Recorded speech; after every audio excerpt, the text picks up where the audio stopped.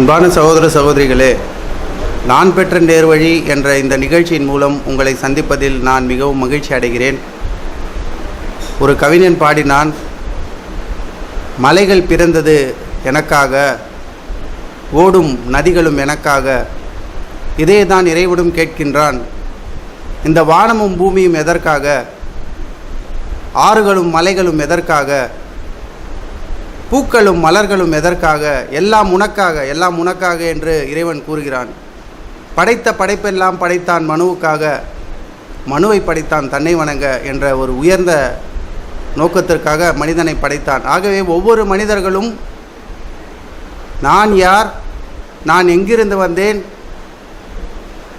என்னை படைத்ததற்கான நோக்கம் என்ன, நான் எங்கே சொல்லப் போகிறேன் என்ற கேள்வியை ஒவ்வொருவரும் சுய பரிசோதனை செய்து கொள்ள வேண்டும் என்பது இந்த நிகழ்ச்சியினுடைய ஆசை. ஆகவே மனிதன் படைக்கப்பட்ட நோக்கம் இறைவன் சொல்லும்போது, நாம் உங்களை உயர்ந்த படைப்பாக நாம் படைத்தோம். இன்னும் உங்களை படைத்ததற்கான நோக்கத்தை பற்றி இறைவன் சொல்லும்போது, என்னை வணங்குவதற்காக அன்றி வேறு எந்த நோக்கத்திற்காகவும் நாம் உங்களை படைக்கவில்லை என்ற ஒரு உயர்ந்த கருத்தையும் இறைவன் சொல்கிறான். ஆகவே படைப்புகளெல்லாம் சிறந்த படைப்பாக இருக்கின்ற நாம் ஏன் நாம் படைக்கப்பட்டோம் என்ற ஒரு கருத்தை உள்வாங்கி அதை ஆழமாக சிந்திக்க வேண்டும் என்று கேட்டுக்கொள்கிறேன். இன்னும் இவ்வாறு சிந்தித்து செயல்படக்கூடிய ஒரு சில மனிதர்கள், அது எந்த ஒரு கொள்கையாக இருந்தாலும் சரி, அவர்கள் ஓர் இறைவன் என்ற அந்த கொள்கையின் கீழ்தான் வருவார்கள், அவ்வாறு ஆழமாக சிந்தித்து பார்த்தால். ஆகவே அப்படி ஆழமாக சிந்தித்து தன்னுடைய வாழ்வியலை மாற்றிக்கொண்ட, தன்னுடைய வாழ்வியலில் ஓர் இறைவனை ஏற்றுக்கொண்ட ஒரு நபரை இப்பொழுது சந்திக்க உள்ளோம். அவருடன் ஒரு சிறிய பேட்டி, சிறிய உரையாடல். அவருடைய பெயர் முருகன். இப்பொழுது அந்த ஓரிரை என்ற அந்த கொள்கையை ஏற்றுக்கொண்ட பிறகு அவருடைய வாழ்விலே ஏற்பட்ட மாற்றங்கள், இதை பற்றி அவருடன் ஒரு நேர்காணல் இப்பொழுது நடைபெறும். இறைவனுடைய சாந்தியும் சமாதானமும் உங்கள் மீது உண்டாகட்டும். நண்பரே, முதல்ல உங்களை பற்றி நீங்கள் ஒரு சின்ன இன்ட்ரோடக்ஷன் கொடுத்துருக்கீங்க. நீங்கள் என்ன படிச்சிருக்கீங்க, உங்கள் ஃபேமிலி பேக்ரவுண்ட் என்ன, நீங்கள் எங்கேருந்து வந்திருக்கீங்க, இப்போ என்ன வேலை செஞ்சிட்ருக்கீங்கிறத பற்றி ஒரு சின்ன இன்ட்ரோடக்ஷன் நீங்கள் கொடுத்துருக்கீங்க. என் பேர் முருகன். இப்போ இஸ்லாத்துக்கு வந்ததில் முஜாஹித்னு பேர். நான் ஒரு தாழ்த்தப்பட்ட ஜாதியில் தாழ்த்தப்பட்ட இதில் தான் வந்திருக்கேன். என்னோட கூட பிறந்தவங்க 3 பேர். அப்பா பேரில் இறந்துட்டாங்க, அம்மா இருக்காங்க. இவங்களுக்கு இல்லை, நான் இது சம்பாதிக்க இங்கே சென்னைக்கு வந்திருந்தேன். 10th அதாவது 10வது முடிச்சிருக்கேன் நான். அதுக்கப்புறம் எனக்கு இது ஏறல, அதனால் சென்னைக்கு சம்பாதிக்க வந்திருக்கேன். நண்பரே, நீங்கள் சொன்னீங்க, நீங்கள் ஒரு ஏழ்மையான குடும்பத்திலேருந்து வந்தீங்க, தந்தை இல்லை, அதுக்கப்புறம் வறுமையின் காரணமாக தான் நான் சென்னைக்கு பிழைப்புக்காக தேடி இங்கே வந்திருக்கேன் அப்படின்னு சொல்லிட்டு சொன்னீங்க. இப்போ நீங்கள் வறுமையின் காரணமாக தாழ்த்தப்பட்ட இதுலேருந்து நீங்கள் வந்ததுனால உங்களை இஸ்லாத்துக்கு யாராவது கூப்பிட்டாங்களா, இல்லை இஸ்லாத்தில் நீங்கள் இணைந்தீங்கன்னா உங்களுக்கு பணம் ஏதாவது தரேன் அப்படின்னு சொல்லிட்டு சொன்னாங்களா, இல்லை நீங்களே இதை விருப்பப்பட்டு இஸ்லாத்தில் இணைந்தீங்களா, இல்லை யாராவது உங்களுக்கு ஃபோர்ஸ் பண்ணாங்களா? ஏன்னா நீங்கள் ஒரு ஏழ்மையான குடும்பம் சொல்கிறீங்க, அதனால் பணம் கிணம் கொடுத்து நீ வந்துருப்பான், இங்கே வந்துரு, நாங்கள் பார்த்துக்குறோம் அப்படின்னு ஏதாவது சொன்னாங்களா? அதை பற்றி. நான் இஸ்லாத்துக்கு வந்தது, நான் வேலை செய்த கம்பெனி முஸ்லீம் கம்பெனி தான். அங்கே அவங்க வெள்ளிக்கிழமை கஸ்து நடக்கும். கஸ்துனா அவங்க முக்கியமான இதுக்கு பேசுவாங்க, தொழுகை அதெல்லாம் பார்த்த பொழுது எனக்கு அவங்க எல்லாமே பண்ணாங்க. இதுதான் உண்மை, இதான் இதுன்னு சொன்னாங்க. அப்போ நான் அவங்க பேச்ச கேட்கல. அவங்க ஏதோ அவங்க சொல்கிறாங்க கொள்கிறாங்க, நம்மளை அவங்க மதத்துக்கு இழுக்க பார்க்குறாங்க அப்படின்னு நான் நினச்சேன்.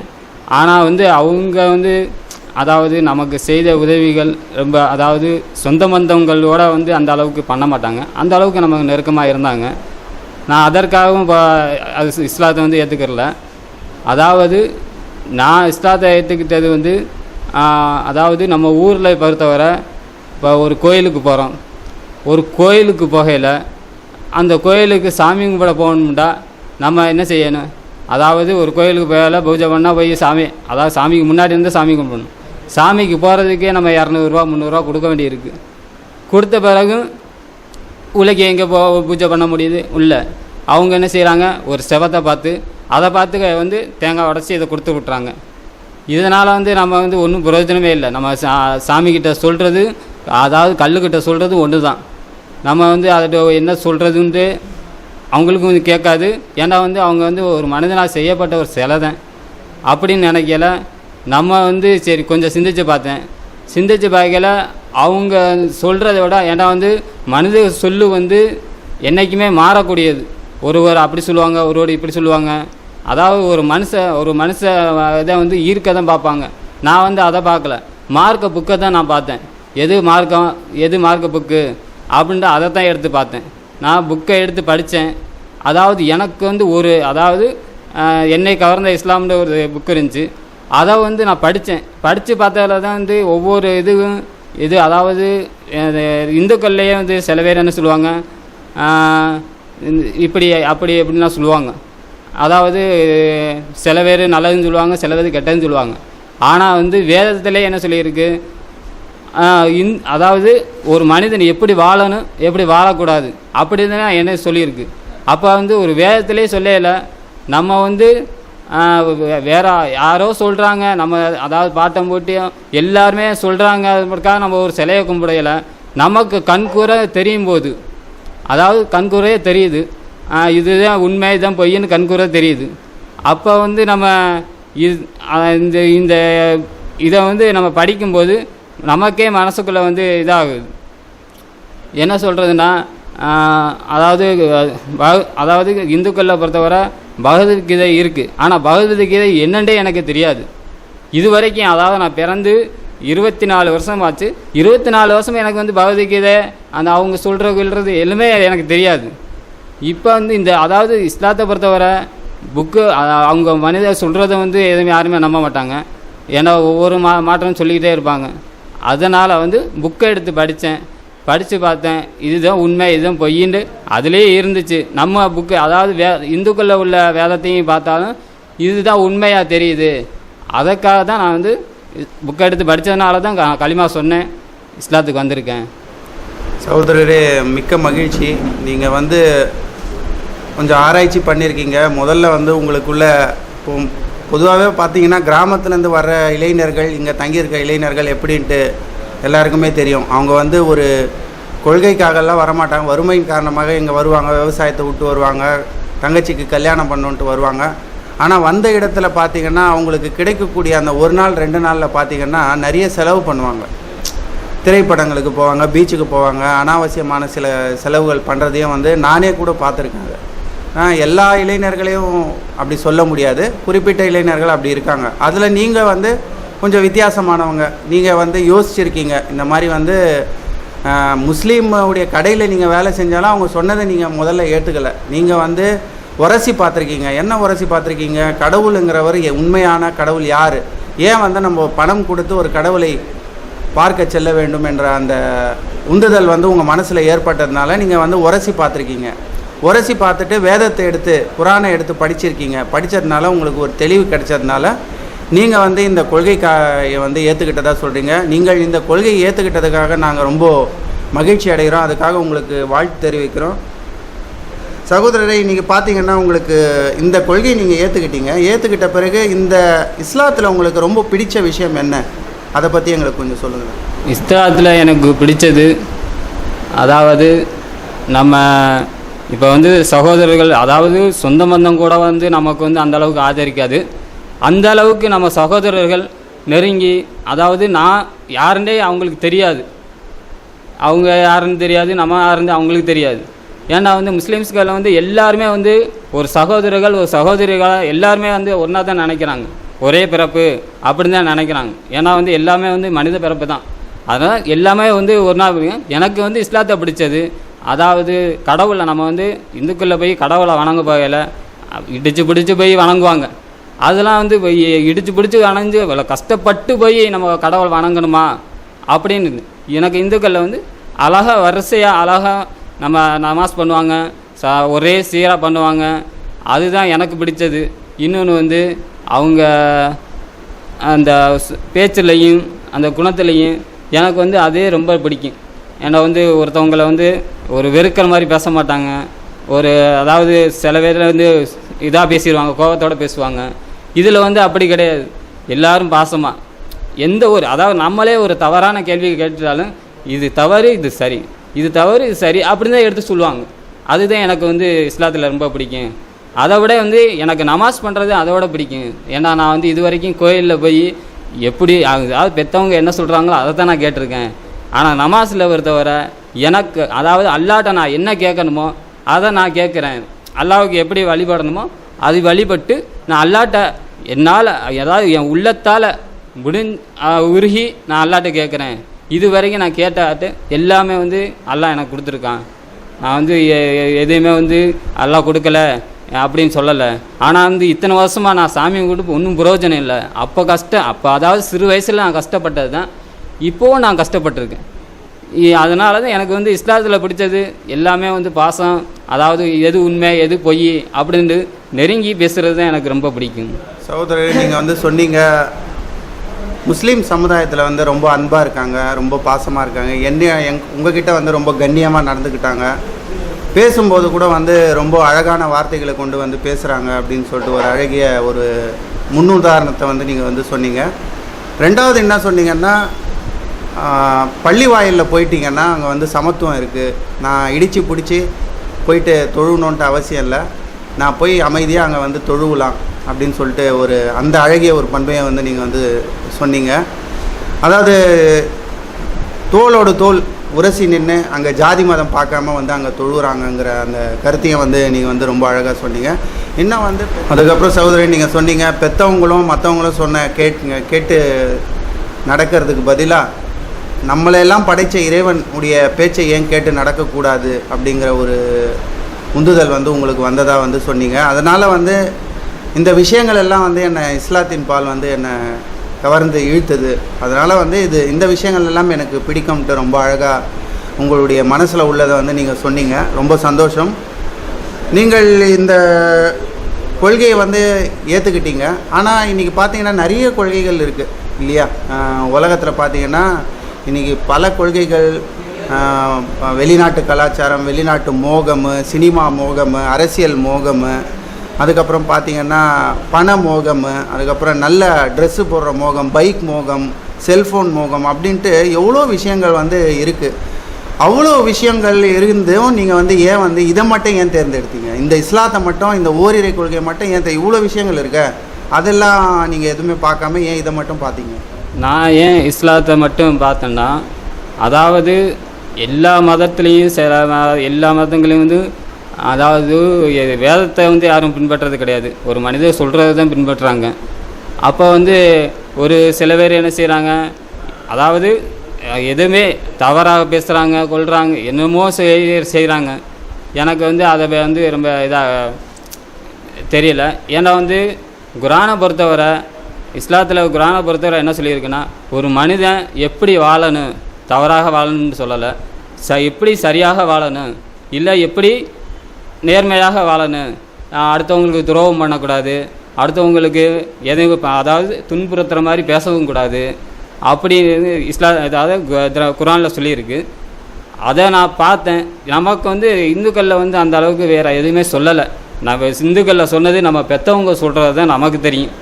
ஆனால் வந்து இதில் இஸ்லாமை பொறுத்தவரை இந்துக்கள் அதாவது பெற்றவங்களை சொல்கிறத விட குரான் வந்து எல்லா வளத்திலும், அதாவது ஒரு மனிதன் பிறந்து வளரும் வர அவன் என்ன செய்யணும் என்ன செய்யக்கூடாது அத்தனையும் வந்து நல்ல இதாக சொல்லியிருக்கு.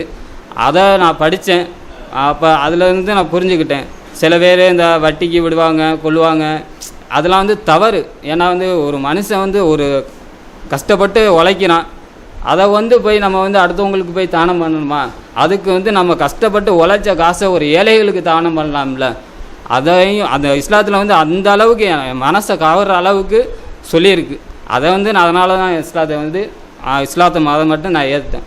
ஏன்னா வந்து இப்போ கிறிஸ்டினை பொறுத்தவரை அவங்க வந்து அதாவது விளம்பரப்படுத்துகிறாங்க அதாவது இந்துக்கள்லேயும் உருவப்படம் இருக்குது, கிறிஸ்டின்லேயும் உருவப்படம் இருக்குது. அப்போ உருவத்தை வச்சு நம்ம என்ன செய்யும்? அப்போ வந்து நம்ம பாட்டம் போட்டம் எல்லாத்தையுமே நம்ம சாமி கும்பிடணும். ஏன்னா மனுஷனாக வந்தவங்க தான் அவங்கெல்லாம். ஏன்னா அதாவது நம்மளை மாதிரி மனுஷங்களாக பிறந்து குழந்தைகள்லேருந்து பிறந்து வளர்ந்து அவங்களுக்கு இறப்பு வந்து இறந்து விட்டது தான்.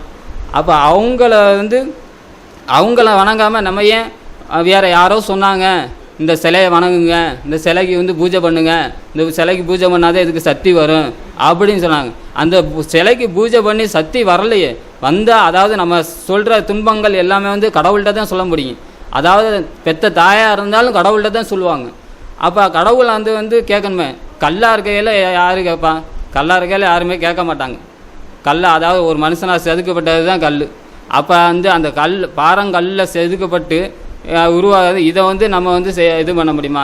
அதை விட எங்கள் ஊரில் வந்து பெரிய இது, அதாவது அரச காலத்தில் வந்து அதாவது ஒரு கல் செதுக்கி வச்சுருப்பாங்க. கல் வந்து அதாவது அரசு இதில் வந்து பில்டிங்காக வந்து பாறைக்கல்லில் தான் செஞ்சு வீடு இது கட்டியிருப்பாங்க, அரண்மனை கட்டியிருப்பாங்க. அந்த பெரிய கல் கீழே பூமியில் அந்த காலத்தில் உள்ளக்கி இருந்திருக்கு. அது சாமி கல். ஆனால் அது மேலே நான் வந்து மிதிச்சிருக்கேன், ஓட்டிருக்கேன். ஆனால் அது சாமி கல்னு எடுத்து அதை தூக்க முடியாமல் தூக்கி மேலே வச்சு அதுக்கு பூஜை பண்ணி அதுக்கு அணியாக செலவு பண்ணி இது வந்து சேர்த்துருக்காங்க. ஆனால் வந்து இஸ்லாத்தில் அப்படி கிடையாது. இஸ்லாத்தில் வந்து அதிகமான செலவும் கிடையாது. ஏன்னா வந்து ஒரு மனிதன் எவ்வளோ செலவு பண்ணணுமோ அவ்வளோதான் செலவு பண்ணணும். அதாவது தனக்கு நம்ம சம்பாதிக்கிறத நமக்கு போக மீதி இருந்தால் ஏழைகளுக்கு நம்ம செய்யணும்னு சொல்லியிருக்கு. ஆனால் வேறு எந்த மதத்துலேயும் அந்த மாதிரி சொல்லலை. ஏன்னா பெற்றவங்க சொல்லி தான் நமக்கு தெரியும், வேறு எந்த வேதத்துலேயும் அந்த சொல்லலை. அதனால தான் நான் வந்து இஸ்லாத்தை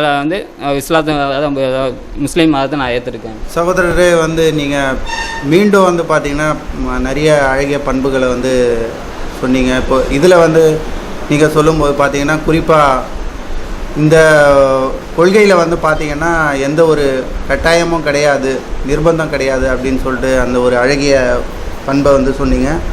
இன்னும் வந்து பார்த்திங்கன்னா நாம் பார்க்குற படைப்புகளே வந்து இவங்க கடவுள் ஆக்கிடுறாங்க. அது வந்து என் மனசுக்கு ரொம்ப வேதனை அளித்தது. நம்மளாம் வந்து இதை இத்தனை நாளாக பார்த்துட்டு இருந்தோம், இப்போ இந்த பொருளையே வந்து ஒரு கடவுள் ஆக்கிடுறாங்களே அப்படிங்கிற அந்த மனக்குமுறலை வந்து சொன்னீங்க. மூணாவது என்ன நீங்கள் சொன்னீங்கன்னா, வேதங்களை எங்களுக்கு படிக்க கொடுக்க மாட்டாங்க, தன்னுடைய அம்மா அப்பா என்ன சொல்லி கொடுக்குறாங்களோ அந்த ஊட்டப்பட்ட அறிவை வச்சு தான் வந்து நாங்கள் வளர்கிறோம். ஓரளவு வளர்ந்துட்ட பிறகு இது தவறு அப்படின்னு சொல்லிவிட்டு அவங்கக்கிட்ட போய் கேட்கும்போது, இல்லை நீங்கள் அந்த மாதிரி எங்ககிட்ட கேட்கக்கூடாது, நாங்கள் என்ன சொல்கிறோமோ அதை தான் நீங்கள் கடவுளாக ஏற்றுக்கிட்டு போகணும் அப்படிங்கிற மாதிரியான விஷயங்கள் தான் வந்து உங்களுடைய பழைய கொள்கைகளில் இருக்கிறதா வந்து சொன்னீங்க. ஆனால் இஸ்லாம் என்ற அந்த கொள்கையில் வரும்போதே உங்களுக்கு வந்து இந்த வேத புத்தகத்தை நீங்கள் வந்து படிங்க, நீங்கள் சிந்திச்சு பாருங்கள், இந்த வானம் பூமியை பாருங்கள், உங்களை நீங்களே பாருங்கள் அப்படிங்கிற மாதிரியான சில கேள்விகளை கேட்குறாங்க. அவங்க சொல்கிறாங்க அழகாக வந்து கடவுளுடைய நம்பிக்கைங்கிறது இதுதான் அப்படிங்கிறத வந்து தெளிவாக வந்து எடுத்து சொல்கிறாங்க. அப்படிங்கிற ஒரு விஷயம்லாம் வந்து ஈர்க்கப்பட்டதுனால நான் இந்த கொள்கையை ஏற்றுக்கிட்டேன் அப்படிங்கிறத ரொம்ப அழகாக வந்து நீங்கள் சொன்னீங்க. நன்றி. சரி, கடைசியாக வந்து நீங்கள் இந்த கொள்கையை ஏற்றுக்கொண்ட பிறகு நீங்கள் இந்த முஸ்லீம் மக்களுக்கும் முஸ்லீம் அல்லாத மக்களுக்கும் நீங்கள் என்ன சொல்ல விரும்புகிறீங்க? நான் இந்த கொள்கையை ஏற்றுக்கொண்ட போது, அதாவது முஸ்லீம் மக்களுக்கு சொல்ல வரும்போது 5 வேளை கடமையை வந்து நம்ம செய்யணும். அதாவது நம்ம அல்லாஹ் வந்து நமக்கு வந்து எல்லா வளமும் கொடுத்து, அதாவது நம்ம மனிதனை எப்படி அதாவது உடலுக்கு என்ன செய்யணுமோ அதை கொடுத்து அவனுக்கு தேவையான அத்தனை பொருளும் கொடுத்தவங்களுக்கு நமக்கு வந்து ஒரு நன்றி, அதாவது அல்லாஹ்வுக்கு நன்றி கடன் நம்ம செலுத்தணும். 5 கடமைகள். அதாவது இந்து மதத்துக்கு சொல்கிறவங்களுக்கு நான் என்ன சொல்கிறேன்டா, அதாவது அப்போ வந்து அவங்க வந்து அந்த காலத்தில் வந்து படிப்பறிவு இல்லாமல் சில பேர் வந்து அந்த மற்றவங்க சொல்கிறத வச்சு இதுதான் கடவுள் அப்படின்னு சொல்கிறத வச்சு அவங்க பாட்டம் போட்டான் இவங்க சொல்கிறத வச்சு தான் வந்திருக்காங்க. அப்போ வந்து அவங்க சொல்கிறத வச்சுன்னு இப்போ நம்ம படிப்பு நல்லா படிச்சிருக்கோம். அப்போ நம்ம வந்து கொஞ்சம் புரிஞ்சிருக்கிற தன்மை வேணும் நமக்கு. அப்போ புரிஞ்சிருக்கிற தன்மை வேணும்னா நம்ம வந்து அது எது உண்மை அப்படின்னு ஆராய்ஞ்சு பார்த்த பிறகு தான் நமக்கு வந்து எது உண்மை எது பொய்ன்னு தெரியும். இப்போ நம்ம பெற்றவங்களே நம்ம சொல்லியிருந்தாலும் பெற்றவங்க வந்து யாராவது, அதாவது பெற்றவங்களும் ஒரு மனுஷன்தான், கடவுளாக படைக்கப்பட்டவங்க எல்லாருமே வந்து கடவுளாக படைக்கப்பட்டவங்க தான். அப்போ பெற்றவங்களே சொல்லியிருந்தாலும் நம்ம அதாவது விவரம் தெரியாத வரைக்கும் பெற்றவங்க சொல்கிறத நம்ம கேட்போம். விவரம் தெரிந்த பிறகு நம்ம வந்து பெற்றவங்க சொல்கிறத கொஞ்சம் ஆராய்ஞ்சு பார்த்தா எது உண்மை எது பொய்ன்னு நமக்கே தெரிஞ்சு போயிடும். அதாவது நம்ம போய் ஒரு சிலையை வணங்கணுமா, அப்படின்ட்டு நம்ம பார்ப்போம். சிலையை வணங்கணும்னா என்ன போய், அதாவது இப்போ நம்ம யோசிக்கணும் என்ன, அதாவது சில படங்களில் பார்த்துருப்போம், சிலையை வந்து செதுக்குவாங்க, செதுக்கி அதுக்கு வந்து என்னமோ மஞ்சள் தண்ணி அது இதுன்ட்டு என்னென்னமோ ஊற்றுவாங்க. தண்ணி ஊற்றுறதுனால ஒரு சிலைக்கு வந்து ஒரு சக்தி கிடைக்குமா? அது கிடைக்காது. அப்போ நம்ம சிலையை, ஒரு சாதாரண சிலையை வணங்குறதுனால ஒன்றும் பிரயோஜனம் கிடையாது. அதனால் மாற்று மத சகோதரருக்கு நான் ஒன்று சொல்ல விரும்புகிறேன். நல்லா வந்து நம்ம வந்து அதாவது இறைவன் வந்து நமக்கு வந்து எல்லா வளத்தையும் கொடுத்துருக்காங்க, அறிவு கொடுத்துருக்காங்க, எல்லாமே கொடுத்துருக்காங்க. விலங்குகளுக்கும் நமக்கும் அதாவது ஒவ்வொரு வித்தியாசங்கள் இருக்குது. விலங்குகள் வந்து அதுக்கு அதாவது விலங்குகளே வந்து அவங்களுக்கு, அதாவது அவங்க பெற்ற பிள்ளைகளுக்கு என்னென்ன செய்யணுமோ அதுங்களாம் இறையை தேடி வந்து பெற்ற பிள்ளைகளுக்கு கொடுக்குறாங்க. அந்த அளவுக்கு அதுக்கப்புறம் வந்து அந்த குட்டிகளை வந்து பிரித்து விட்டுருது. அந்த குட்டிகள் தான் இறையை தேடுது. அப்போ வந்து ஒரு விலங்குகளே வந்து தான் புரிஞ்சுக்கிட்டு இறையை தேடையில் நம்ம வந்து நம்ம பெற்றவங்க நம்மளை வளர்த்து விட்டாங்க. அப்போ நம்மளை வந்து நம்ம போய் பார்க்க எப்படி வந்து என்ன, அதாவது எது நம்ம உண்மை எது பொய்ன்னு நம்ம பார்க்கணும். பார்த்து ஆராய்ந்து, அதாவது மற்றவங்க சொல்கிறத நீங்கள் கேட்காதீங்க. ஒரு அதாவது இந்துக்களும் சரி, எந்த ஒரு மதமாக இருந்தாலும் சரி, எல்லா புக்கையும் எடுத்து பாருங்கள், எல்லா வேதத்தையும் எடுத்து பாருங்கள். அதில் எது உண்மை எது பொய்ன்னு பார்த்து நீங்கள் வாங்க. அதாவது மற்றவங்க சொல்லுவாங்க, இது வந்து சில பேர் ஒரு உண்மையை சொல்லுவாங்க, சில பேர் ஒரு கருத்தை வந்து வேறு இதாக கருத்தை வேறுபடுத்துவாங்க. அது வந்து நமக்கு தேவையில்லை. ஏன்னா வந்து அது மனுஷ பிறவிலே அது உள்ளது. அப்போ நீங்கள் புக்கை படிங்க, புக்கை படித்து எது உண்மை எது பொய்ன்னு பார்த்து நீங்கள் வந்து இஸ்லாத்தை ஏற்றுக்கிறங்க. நீங்கள் வந்து சொன்னீங்க, கடைசியாக சொல்லும்போது என்ன சொன்னீங்கன்னா, நீங்கள் முஸ்லீம்களுக்கு வந்து நீங்கள் தொழுகையை வந்து கடைப்பிடிங்க, முறையாக வந்து தொழுகையை கடைப்பிடிங்க, இன்னும் உங்களுடைய வாழ்க்கையில் வந்து இஸ்லாத்தை கொண்டு வாங்கன்ற ஒரு அழகிய கருத்தை வந்து சொன்னீங்க.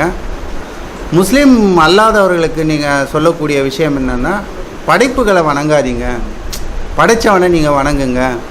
நீங்கள் இறைவன் கொடுத்த அந்த பகுத்தறிவை கொண்டு யோசித்து நீங்கள் வந்து படைப்புகளை வணங்குறதை விட்டுருங்க.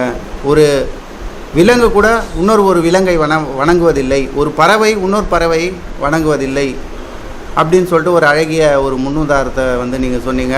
உங்களை சந்தித்ததில் வந்து ரொம்ப சந்தோஷம் அடைகிறோம், ரொம்ப மகிழ்ச்சி அடைகிறோம். இறைவன் உங்களுக்கு சொர்க்கத்தில் உயர்ந்த படித்தரங்களை தர வேண்டும் என்று நாங்கள் இறைவனிடத்தில் பிரார்த்திக்கிறோம். இன்னும் உங்களுடைய குடும்பத்தார், உங்களுடைய நண்பர்கள், உங்களுடைய அருகாமையில் இருப்பவர்களுக்கெல்லாம் இந்த சுப செய்தியை நீங்கள் சொல்ல வேண்டும். அதன் மூலமாக அவர்கள் இந்த கொள்கையை ஏற்றுக்கொள்ள வேண்டும் என்று நாங்கள் ஆசைப்படுகிறோம். இந்த பணியை நீங்கள் தொடர்ந்து செய்ய வேண்டும், இதற்காக நீங்கள் முயற்சி எடுக்க வேண்டும் என்று கேட்டுக்கொண்டு எனது இந்த சிறிய உரையை முடித்துக் கொள்கிறேன். வாக்குறுதாவான அல்ஹம்துலில்லாஹ்.